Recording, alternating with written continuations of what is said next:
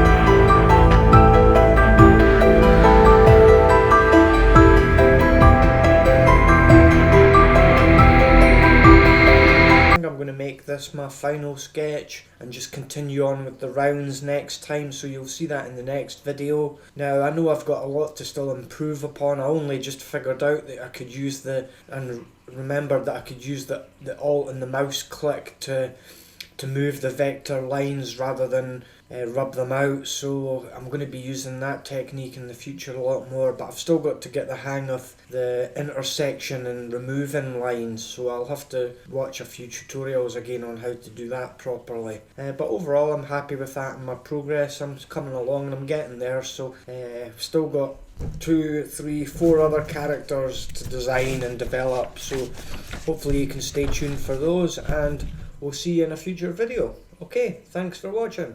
Have a great day. Bye bye.